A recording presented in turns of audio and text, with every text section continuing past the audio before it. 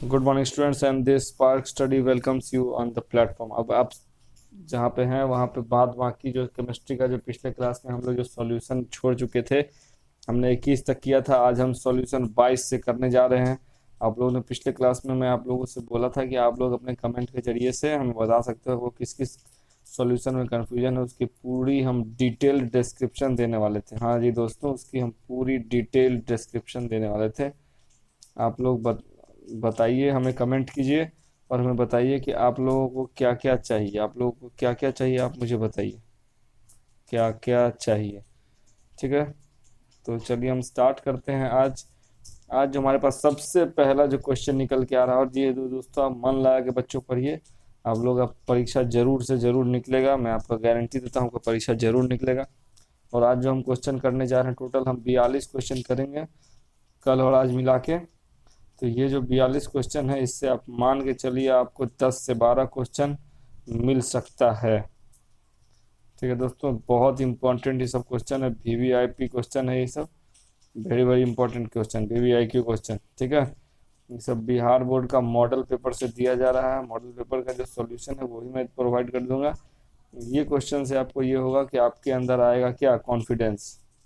आपके अंदर आएगा कॉन्फिडेंस, आपको लगेगा कि नहीं मैं कर सकता हूँ इन सभी क्वेश्चंस को, मैं भी आराम से अच्छा नंबर से 75% से 70 से 75% के बीच में मैं आराम से ला सकता हूँ, कोई दिक्कत नहीं है दोस्तों। मैं आपको जिस तरह से बता रहा हूँ उस तरह से अगर आप चलें तो आप जरूर ला पाएंगे। चलिए बिना समय गवाए हुए आज की हम सेशन को स्टार्ट करते हैं। सबसे पहला क्वेश्चन, ताबड़तोड़ क्वेश्चन, सारा क्वेश्चन तो जल्दी जल्दी बनाते जाइएगा। सोडियम बेंजोएट और सोडा लाइम के मिश्रण को गर्म करने पर निम्नलिखित में से क्या बनता है।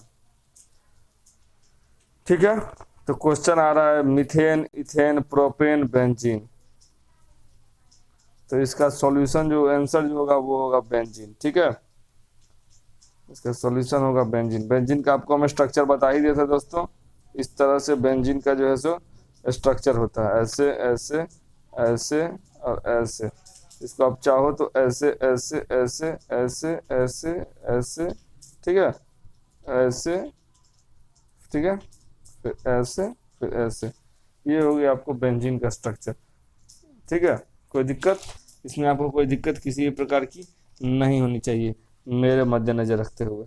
चलिए दोस्तों, तो अब हम अगला क्वेश्चन की ओर देखते हैं। जब फिनॉल को जस्ता चूर्ण के साथ गर्म किया जाता है तब क्या बनता है। When phenol is heated with zinc dust it forms। ये दोस्तों आपको बताना चाहूँगा कि ये सब क्वेश्चन के लिए केमिकल रिएक्शंस होता है। ठीक है, केमिकल रिएक्शंस होती है कुछ जो आपको याद रखनी पड़ती है, जो आपको याद रखनी पड़ती है। ठीक है, वो आपको याद रखनी पड़ती है और उसी से निकलता है। तो अभी तो हम फिलहाल इसको स्पीड में करने की कोशिश करते हैं। तो सबसे पहला, जब फिनॉल को जस्ता चूर्ण के साथ गर्म करते हैं तो क्या बनता है। देखिए, जब फिनॉल को हम जस्ता चूर्ण के साथ गर्म करते हैं तो बेंजीन बनता है, बेंजीन। ठीक है, इसका भी आपको आंसर बेंजीन ही होगा। इसका स्ट्रक्चर आप जरूर याद कर लें दोस्तों, ये परीक्षा में कन्फर्म पूछा जा सकता है कि बेंजीन का स्ट्रक्चर कैसे होता है। अगर ऐसे भी आ गया तब भी एकदम दिमाग में बैठा लेना कि ये बेंजीन ही है, बेंजीन ही है। ठीक है, चलो तो बढ़ते हैं हम फिर से आगे। अब जो हमारे सामने है क्वेश्चन, निम्नलिखित में से कौन सा एक अक्रिय गैस है, तो इसका बेंजीन होगा। ठीक है, निम्नलिखित में से कौन सा एक अक्रिय गैस है। अक्रिय मतलब होता है इनर्ट गैस। तो जो आप लास्ट ग्रुप जो पीरियोडिक टेबल का देखते हो उसमें उसको कहा जाता है नोबल गैसेज। इसको कहा जाता है क्या, नोबल गैसेज। उसमें क्या होता है आपको, हीलियम होता है, हीलियम, लिथियम होता है, नियॉन होता है, आर्गन होता है, क्रिप्टन होता है। ठीक है, उसके उसमें आपको जेनॉन होता है और उसमें आपको रेडॉन होता है। तो ये सब जितना है, ये सब सबको हम लोग इनर्ट गैसेस हम लोग बोलते हैं। ठीक है, अब हम फिर इसको आगे बढ़ते तो इसमें क्या होगा दोस्तों, सोडियम तो नहीं होगा। ठीक है, सोडियम नहीं होगा तो ये नियॉन होगा। ठीक है, और यूरेनियम है, ने भी नहीं होगा, जिंक भी नहीं होगा। चलिए ठीक है, अब हम आगे बढ़ने की कोशिश करते हैं। ठीक है, निम्नलिखित में से कौन बायोडिग्रेडेबल बहुलक है। मतलब बायोडिग्रेडेबल मतलब बायोडिग्रेडेबल मतलब क्या, जो कि सड़ सकता है, सड़ना। तो अच्छा एक चीज बताइए, यहाँ नाइलॉन 6 क्या नाइलॉन कभी सड़ सकता है? नहीं सड़ सकता है, इसलिए ये तो नहीं होगा। एक आप नॉर्मल लेके चल सकते हैं, बेकेलाइट। बेकेलाइट क्या होता है? बेकेलाइट आपको यूज किया जाता है, ये जो आप कुकर में देखते हैं हैंडल लगा हुआ रहता है, वो सब बेकेलाइट का बना हुआ रहता है। क्वेश्चन को पूछा जा सकता है। पीवीसी, पीवीसी पाइप जो होता है आपको, उसको पीवीसी पाइप बोला जाता है, प्लास्टिक का होता है। तो क्या प्लास्टिक सड़ता है? नहीं सड़ता है। तो सेल्यूलोज, बायो सेल्यूलोज, ठीक है, प्लांट का जो सेल्यूल होता है ना, उसको हम लोग सेल्यूलोज बोलते हैं। तो ये एक बायोडिग्रेडेबल वेस्ट है, ठीक है। बायोडिग्रेडेबल मतलब ये सड़ सकता है। और ये दूसरी चीज, ये इन प्रकृति के लिए भी कोई हानिकारक चीज नहीं होता। आप लोगों को तो पता ही होगा, आप लोग खुद खेती करना जानते हो। चलो आगे बढ़ते हैं। एल्डिहाइड के ऑक्सीजन से बनता है। अब एल्डिहाइड के ऑक्सीजन से दोस्तों क्या बनता है? N L N L N aldehyde on oxidation gives. अब एल्डिहाइड का अगर हम ऑक्सीडेशन करेंगे तो हमें क्या देगा? तो हमें क्या देगा? एल्डिहाइड का ऑक्सीडेशन करेंगे तो हमें देगा कार्बोक्सिलिक एसिड, ठीक है दोस्तों। कार्बोक्सिलिक एसिड हमें देगा। ये सब चीज़ होगा नहीं, ठीक है, ये सब चीज़ नहीं होगा, हमें कार्बोक्सिलिक एसिड देगा। एल्डिहाइड के ऑक्सीडेशन पे क्या मिलेगा? Carboxylic acid. याद कर लो इसको, ये भी इंपॉर्टेंट है, ठीक है। अब आगे बढ़ते हैं। ये है ऑक्सीडेशन नंबर। ये इसको मैं सोच रहा हूँ ऐसे Fe2O5NOSO4 की ऑक्सीकरण संख्या क्या है? देखिए दोस्तों, ये जो है ये आपको ऑक्सीडेशन हमको प्रोसेस पढ़ाना पड़ेगा, ठीक है। ऑक्सीडेशन प्रोसेस जब पढ़ाऊंगा तब आप इसको प्रॉपरली निकालना सीखोगे। बहुत जगह डायरेक्ट आंसर बोल दिया गया है, लेकिन अगर मैं इसका डायरेक्ट आंसर बोल दूंगा तो अभी के लिए ठीक है, आप याद कर लो, लेकिन बाद में आपको बहुत दिक्कत होगा। इसलिए मैं सोच रहा हूँ इसका मैं एक वीडियो बना के डाल दूं कि दुनिया में आपको अगर किसी भी चीज़ का बोले ऑक्सीडेशन रिडक्शन नंबर निकालने, तो आप उसको आराम से निकाल सको, आपको कोई दिक्कत नहीं होगी, ठीक है। तो अभी के लिए मैं बता दे रहा हूँ कि इस प्रोसेस का, क्योंकि मेरे को निकालने आती है, तो इस प्रोसेस का आंसर होगा तुमको +3, ठीक है दोस्तों। इसका आंसर होगा +3। क्यों होगा ये आगे वीडियो में, अगला वीडियो अगर आप कमेंट करोगे, मेरे को अच्छी खासी कमेंट आएगी, मैं इस पे वीडियो आपके लिए बनाऊंगा। मैं देखूंगा अगर बच्चे उत्साहित है पढ़ने के लिए तभी मैं पढ़ाऊंगा। आगे बढ़ता हूँ। निम्नलिखित में से कौन सा एक चिलेटिंग लिगेंड है? Chelating ligand, chelating ligand. अच्छा देखिए दोस्तों, ये एक नया नाम आया है आपके सामने, चिलेटिंग लिगेंड इथेल डायामाइन। याद कर लीजिए इसको, ये भी एक चिलेटिंग लिगेंड है, ठीक है। चलिए यही बोलिएगा तो मैं आपको समझा सकता हूँ। उसके बाद ऑक्सीकरण, देखिए देखिए दोस्तों, फिर ऑक्सीडेशन नंबर पर तो आप देख सकते हैं कि बार बार ये चीज़ पूछा जा रहा है। इसलिए मैं सोच रहा हूँ कि बच्चों को मैं पढ़ा दूँ। अभी तक ये क्वेश्चन 3 बार आ चुका है, ये क्वेश्चन नहीं आया है, मतलब ऑक्सीडेशन से रिलेटेड क्वेश्चन आया है। बहुत आसान होता है ये, ठीक है, और बहुत आसानी से निकल जाता है। आपको 10 मिनट मेरे को पढ़ाना पड़ेगा, उसके बाद आप किसी भी चीज़ का ऑक्सीडेशन नंबर आसानी से निकाल सकते हैं। ये फार्मूला के बेसिस पे निकलता है। तो अभी इसका जो है वो सी होगा +3, ठीक है। अब आगे बढ़ते हैं। निम्नलिखित में से कौन पहली बार संक्रमण श्रृंखला का तत्व नहीं है? अच्छा ठीक है दोस्तों, which of the following is not an element of first transition series. अब देखिए सीरीज होता है ट्रांजिशन सीरीज, ठीक है, उसमें फर्स्ट ट्रांजिशन सीरीज में पूछ रहा है कि इनमें से कौन एलिमेंट नहीं है। तो इसका आंसर जो होगा आपको वो होगा सी। सी मतलब एजी मतलब सिल्वर। सिल्वर क्यों बोला गया है एजी को? क्योंकि इसका लैटिन नेम है अर्जेंटम। इसको याद कर लो आप लोग, अर्जेंटम, ARGENTUM, अर्जेंटम, ठीक है। चलिए आगे बढ़ते हैं। NiCO4 में Na की ऑक्सीकरण संख्या क्या है? देखिए दोस्तों, चौथी बार ये क्वेश्चन आया है ऑक्सीडेशन नंबर का। अब आप मुझे बताइए, चौथी बार ये क्वेश्चन आ गया है, मतलब आप ये मान के चलो कि 5 नंबर आपको ऑक्सीडेशन में रखा हुआ है, और अगर मैं नॉमेनक्लेचर आपको पढ़ा दूं तो 4 नंबर वहाँ रखा हुआ है। मतलब 9 नंबर आपको मैं डायरेक्ट बता सकता हूँ कि 9 नंबर पूछ देगा, है ना दोस्तों, कमाल की बात। तो मैंने जो 28+ का वादा किया है उसमें मैं 9 नंबर तो आपको मैं ऐसे ही मैं दिखा दे रहा हूँ, ठीक है। तो मतलब मेरे को और कितना, 19 नंबर को मेरे को और एकदम सही से पर तैयारी करना पड़ेगा। दोस्तों आप चाहते हैं कि मैं ऑक्सीडेशन का वीडियो डालूं, जल्द से जल्द इस पर मैक्सिमम कमेंट्स आनी चाहिए, दूर दूर तक वीडियो को फैलाओ, जिससे कि मुझे पढ़ाने में मन लगे, मैं भी आनंदित होकर पढ़ा सकूं। मैं सिर्फ टिक नहीं मारूँ। आगे बढ़ते हैं। चलिए अब आते हैं क्वेश्चन नंबर 32 की ओर। XeF4 का आकार क्या होता है? जी दोस्तों, आपको मैं बताना चाहूंगा कि XeF4 का आकार क्या होता है। इसका आकार जो होता है आपको, वो होता है आपको पिरामिडल। ठीक है, कैसे होता है ये मैं आपको बता रहा हूँ। देखिए, XeF4 का आकार जो होता है, पिरामिडल, सॉरी पिरामिडल नहीं, स्क्वायर प्लेनार होता है इसका आकार। कैसे होता है मैं आपको बता दे रहा हूँ। ठीक है, अब देखिए यहाँ पे कैसे होता है। ये XE है, ठीक है, यहाँ पे F होता है, यहाँ भी F होता है, यहाँ भी आपको F होता है, यहाँ भी आपको F होता है। ठीक है, और इस सब को ये ज्वाइन करता है। देखिए देखिए, स्क्वायर है, ये स्क्वायर बन गया। अब इसको स्क्वायर प्लेनार इसीलिए कहा था। यहाँ देखिए, यहाँ डंबल शेप्ट प्रेजेंट है। डंबल शेप्ट आपको पीछे हम बताए थे ना, वही वाला डंबल शेप्ट है। या तो ऐसे, या तो हम इसको कह सकते हैं कि वो ऐसे भी हो सकता है। कैसे, मैं आपको दिखा रहा हूँ। XE हो गया, F हो गया, ठीक है दोस्तों, F हो गया, ठीक है, F हो गया, और यहाँ F हो गया। तो यहाँ दो, यहाँ दो, यहाँ दो, यहाँ दो, यहाँ दो, यहाँ दो, यहाँ दो, यहाँ दो, यहाँ दो, यहाँ पे दो, यहाँ पे दो, यहाँ पे दो। ठीक है, ये इलेक्ट्रॉन की संख्या है। तो ये एक ये आकार होता है। ये दोनों आप याद करो दोस्तों, बहुत आसान है। अगर आपको इस तरह से पूछ दिया जाए तो आप हो सकता है कंफ्यूज कर जाएं। इसलिए आपको याद रखना है कि जहां जेनॉन के चारों किनारे में 4 आप फ्लोरीन देखो, या उसको सीधा आप XeF4 आप समझ सकते हो। ठीक है, अब आगे बढ़ते हैं इसमें। निम्नलिखित में से कौन कौन सी गैस H2SO4 का वॉल्यूम करती है? ठीक है, which are the following gas dissolves इन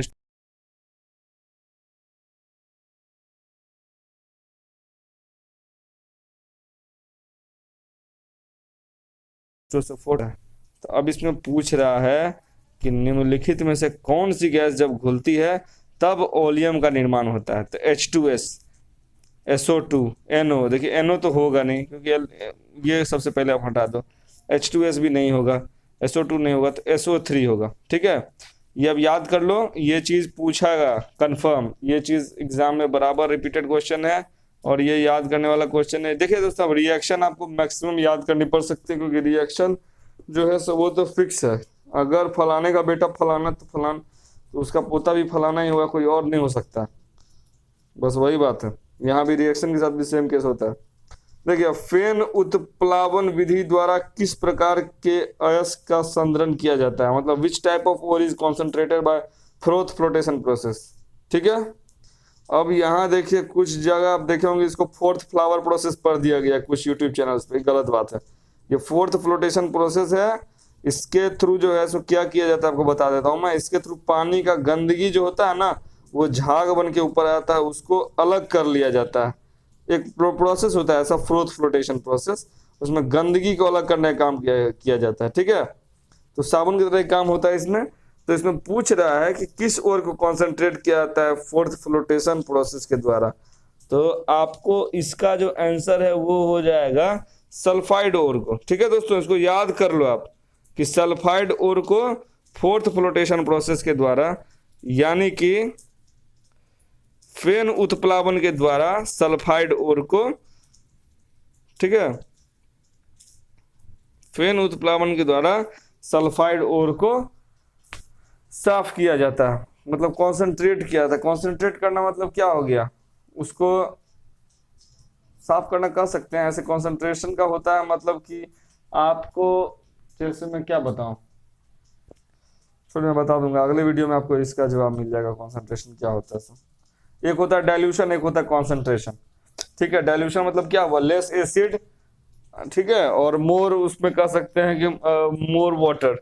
और एक हिसाब से मैं आपको समझा दे रहा हूँ रॉ डेटा देके।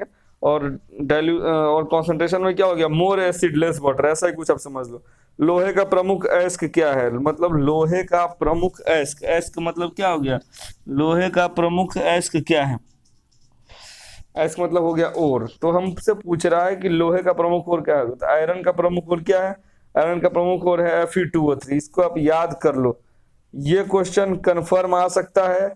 आपको मैं बता देता हूं कि कुछ क्वेश्चन और से आपको पूछे जाएंगे, और, ठीक है, और मतलब अयस्क।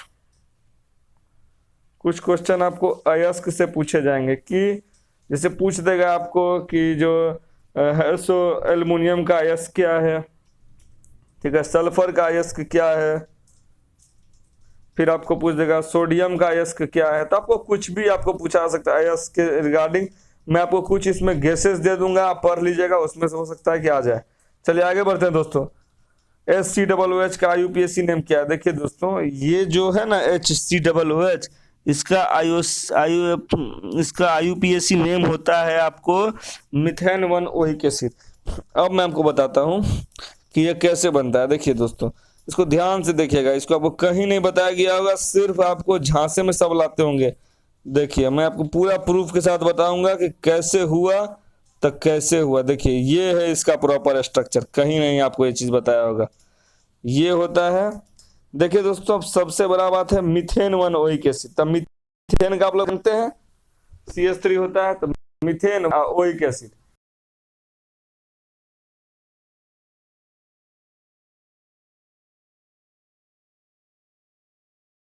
ये अब 37 नंबर क्वेश्चन की ओर आते हैं। कीटोन का आवरण मतलब कीटोन का अवकरण LiAlH4/H2O के साथ करने पर क्या मिलता है?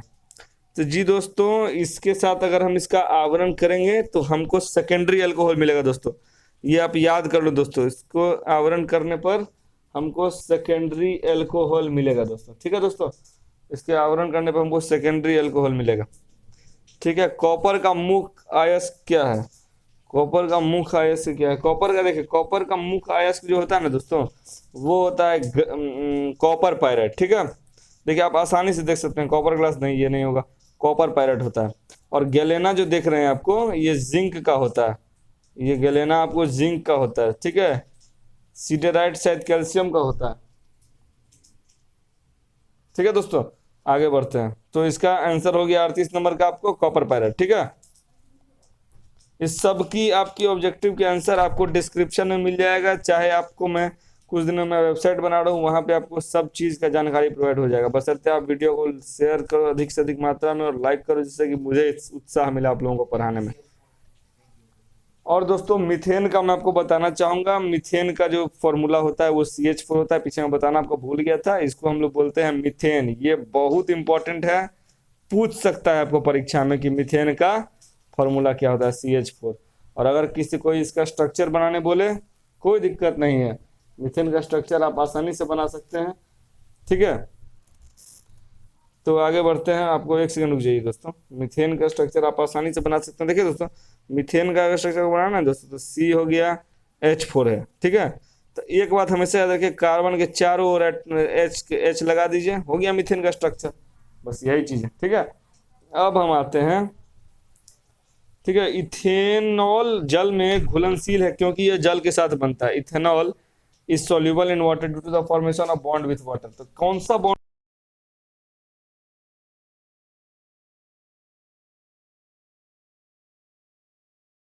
जो है हाइड्रोजन बॉन्ड।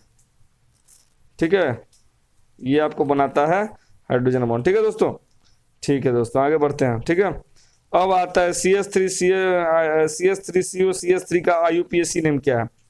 देखिए दोस्तों, इसका जो हम IUPAC नेम लिखने का बात करेंगे, सबसे पहले हमको इसके लिए एक ऐसे बनाना पड़ता है। ठीक है दोस्तों, ये 3 जब बनाइएगा आप, उसके बाद आपको फिर ऐसे ऐसे ऐसे लगाना पड़ेगा, फिर आपको ऐसे ऐसे करके देखना पड़ेगा, और फिर डबल करके वो देखना, तुरंत ये सब निकलता है। ये 3 कार्बन है, 3 कार्बन के लिए मिथ इथ प्रोप, यानी कि प्रोप हो गया। तो देखिए दोस्तों, अब सब प्रोपे में दिया हुआ है, तो प्रोप और ऑक्सीजन कितने पर है, जहां से हम लोग काउंट करेंगे 1, प्रोप 1 इन, यानी इसका नाम होगा प्रोपेन। प्रोपेन, देखिए दोस्तों, प्रोपेन है क्या? जी दोस्तों, प्रोपेन दिया हुआ है इसका आंसर। ठीक है दोस्तों, प्रोप 1 ऑन। ठीक है, ठीक है दोस्तों, तो इसका प्रोप 1 ऑन होगा। अब आगे बढ़ते हैं दोस्तों। 41 नंबर का, ग्लूकोज निम्नलिखित में से किस प्रकार का कार्बोहाइड्रेट्स है? Which are the following type of carbohydrate is glucose? Glucose कौन सा कार्बोहाइड्रेट दोस्तों? तो ये मोनोसेचराइड है। देखिए दोस्तों, मोनोसेचराइड होता है, डाइसेचराइड होता है, पॉलीसेचराइड होता है, ओलिगोसेचराइड होता है। तो ये जो है तो मोनोसेचराइड है। ठीक है दोस्तों, ये आप पॉलीमर्स में आप दोस्तों इसको आप अपने पर्स में पढ़ा हुआ होगा, नहीं पढ़े हैं तो आप कमेंट करके बताइए, मैं ग्लूकोज का बता दूंगा कैसे कैसे क्या क्या होता है। ठीक है, आगे बताता हूं मैं आपको। CH3COOH क्या है? मोनोबेसिक एसिड है, डाइबेसिक एसिड है, ट्राइबेसिक एसिड है, मोनोबेसिक अम्ल है, डाइबेसिक अम्ल है, ट्राइबेसिक अम्ल है, या फिर उपयुक्त सभी है? तो जी आपको मैं बताना चाहूंगा कि ये जो है सो मोनोबेसिक एसिड है दोस्तों, ठीक है। CH3COOH जो है सो मोनोबेसिक एसिड है। बस आज के लिए आपके लिए इतना ही हो गया दोस्तों। समझ में आया होगा। आप लोगों को कहीं भी कोई भी कंफ्यूजन आती है तो मैं आपके लिए 24 घंटा 7 दिन अवेलेबल हूँ। आप मेरे नीचे डिस्क्रिप्शन में मतलब कमेंट सेक्शन में आप लिख के बता सकते हो, या फिर कम्युनिटी में आप जाके लिख सकते हो। आप लोग पूछने में शर्म मत करना, क्योंकि इस ज्ञान लेने में किसी को भी शर्म करने की जरूरत नहीं है, ठीक है दोस्तों। और मैं आपको कंपार्टमेंटल के लिए कुछ गेस भी प्रोवाइड कर दूंगा, जिससे कि आप आराम से कंपार्टमेंटल की परीक्षा इजीली आप क्रैक कर सको, इजीली आप अच्छे परसेंटेज से निकाल सको। 70 से 72% आप आराम से ला सको, कोई दिक्कत नहीं रहेगा कंपार्टमेंटल में, ठीक है। मैं आपको इतना बता दूंगा कि आप ऑब्जेक्टिव में से 35 में से 27-28 का बना लोगे, बशर्ते आप मेरे को आप फॉलो करो। मैं जितना आपको बता रहा हूँ आप उतना एटलीस्ट आप पढ़ने की आप कोशिश करो, एटलीस्ट ट्राई आप करो उतना पढ़ने की, ठीक है। बशर्ते आपको पूरा तन मन धन से पढ़ना पड़ेगा, तब जो है आपको पढ़ने में मन लगेगा। और पर डे जो है सो आपको जितना भी मैं क्लासेस में डालता हूँ, आप सिर्फ उतना ही क्लासेस बशर्ते आप देखो, आपका कन्फर्म आपका निकल जाएगा, कोई दिक्कत नहीं होगा। इस बार आप फर्स्ट डिवीजन से पास करोगे, अच्छे नंबर